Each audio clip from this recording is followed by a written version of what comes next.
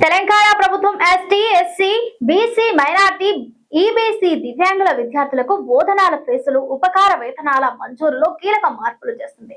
2026-27 నుంచి డీబీటీ ద్వారా నేరుగా విద్యార్థుల ఖాతాల్లో ఫీజులు జమ చేయడం, ఏడాది పొడవునా ఈ-పాస్ దరఖాస్తులు స్వీకరించడం, ఆటోమేటిక్ రెన్యువల్ వంటి కొత్త విధానాలను అమల్లోకి తీసుకురానుంది. తెలంగాణలోని SC, ST, BC, minority, EBC దివ్యాంగ విద్యార్థులకు బోధన ఫీజులు, ఉపకర వేతనాల మంజూరులో రాష్ట్ర ప్రభుత్వం కీలక మార్పులు చేసింది.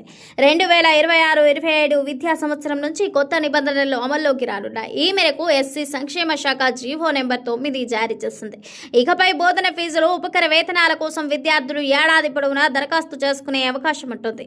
ఈ పాస్ పోర్టల్ నిరంతరం అందుబాటులో ఉండనుంది. అయితే ముందుగా దరఖాస్తు చేసిన వారికి ముందుగా ఫీజులు మంజూరు చేసే విధానాన్ని ప్రభుత్వం అమలు చేయనుంది. ఆలస్యంగా దరఖాస్తు చేస్తే నిధుల విడుదల కూడా ఆలస్యమయ్యే అవకాశం కనబడుతోంది.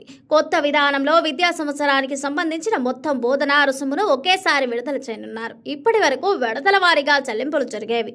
దీంతో విద్యార్థులు, తల్లిదండ్రులపై పడే ఆర్థిక భారం తగ్గనుంది. ప్రత్యక్ష నగదు బదిలీ విధానంలో ఫీజుల మొత్తాన్ని నేరుగా విద్యార్థులు వ్యక్తిగత బ్యాంకు ఖాతాల్లో జమ చేయనున్నారు. ఎస్సీ విద్యార్థుల ఉపకర వేతనాల విషయంలో కేంద్ర ప్రభుత్వం అమలు చేస్తున్న విధానాన్నే రాష్ట్రం అనుసరించనుంది. విద్యార్థుల ఖాతాల్లో డబ్బు జమ అయిన తర్వాత వారంలోపు సంబంధిత కళాశాలలకు ఫీజు చెల్లించాల్సి ఉంటుంది. గడువులోగా చెల్లించకపోతే చట్టపరమైన నిబంధనల ప్రకారం ఈ మొత్తాన్ని రికవరీ చేసే అవకాశం ఉందని ప్రభుత్వం స్పష్టం చేసింది. 2026-27లో కొత్తగా ప్రవేశాలు పొందిన విద్యార్థులకు ఆటోమేటిక్ రెన్యువల్ విధానం అందుబాటులోకి రానుంది. దీంతో ప్రతి ఏడాది రెన్యువల్ కోసం ప్రత్యేకంగా దరఖాస్తు చేసుకోవాల్సిన అవసరం ఉండదు. కుటుంబ వార్షిక ఆదాయం 2.5 లక్షల లోపు ఉన్న విద్యార్థులు బోధన ఫీజులకు అర్హులు. రాష్ట్రంలో నివసిస్తున్న విద్యార్థులు మాత్రమే ఈ పథకం ప్రయోజనాలు పొందగలరు.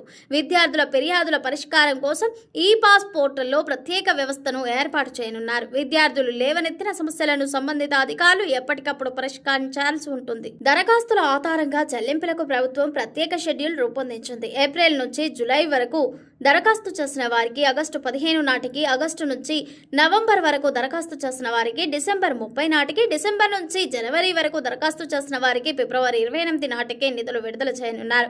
ఫిబ్రవరి నుంచి మార్చి 1 దరఖాస్తు చేసిన వారికి 15 రోజుల్లోపు చెల్లింపులు చేయనున్నారు. తప్పుడు ధృవీకరణ పత్రాలతో బోధన ఫీజులు లేదా ఉపకర వేతనాలు పొందినట్లు తేలితే ఆ మొత్తాన్ని తిరిగి వసూలు చేయనున్నట్లు ప్రభుత్వం హెచ్చరించింది. బోధన ఫీజులు, ఉపకర వేతనాల అమలుపై ప్రతి ఏడాది సోషల్ ఆడిట్ నిర్వహించనున్నారు. అలాగే థర్డ్ పార్టీ సంస్థ ద్వారా మదింపు చేపట్టనున్నారు. మండల, జిల్లా, రాష్ట్ర స్థాయిలో 10% విద్యా సంస్థలు విద్యార్థుల దరఖాస్తులు, హాజరు అర్హతలను పరిశీలించనున్నారు. అదే సమయంలో తప్పనిసరి చేయనున్నారు.